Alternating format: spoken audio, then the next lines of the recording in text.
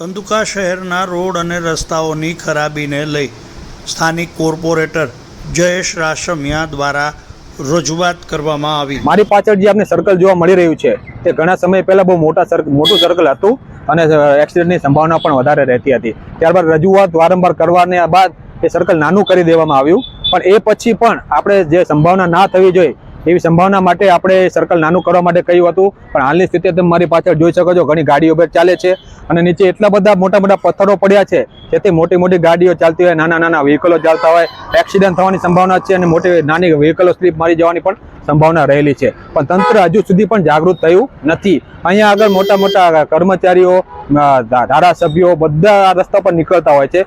એ ધંધુકાનો main circle છે, પણ છતાં પણ કોઈ પણ પ્રકારે કોઈ પણ પ્રકારની કામગીરી કે કોઈ પણ પ્રકારનું કોઈ તંત્ર દ્વારા ધ્યાન આપવામાં આવતું નથી, બરાબર। અને આ પહેલા પણ મેં થોડા દિવસ પહેલા એક વિડીયો વાયરલ કર્યો હતો અને ધારાસભ્યને પત્ર પણ લખ્યો હતો કે આ રોડ ઉપર બહુ ખાડા પડેલા છે, ખાડાનું બુરાણ પણ કરવામાં આવ્યું। પણ એ ખાડા એવી રીતે બુરાણ કરવામાં આવે જે જમ્પિંગ જપાંગ વાળા રોડ બનાવવામાં આવે છે, ચાઇનાના માર્કેટનું વસ્તુ લઈને નાખવામાં આવ્યું હોય ને એવું લાગી રહ્યું છે। આ બાબતે હું તંત્રને જાણ કરવા માંગુ છું કે આ સર્કલની આજુબાજુ જે કચરો છે, જે પથરાઓ જે સાફ કરવામાં આવે, અન્યથા જો કોઈ પણ ઘટના બનવા પામશે, કોઈ પણ વ્યક્તિને કોઈ પણ નુકસાન થવા પામશે તો એની સંપૂર્ણ જવાબદારી તંત્રની રહેશે। જય હિન્દ, જય ભારત, જય સંવિધાન, જય ભીમ।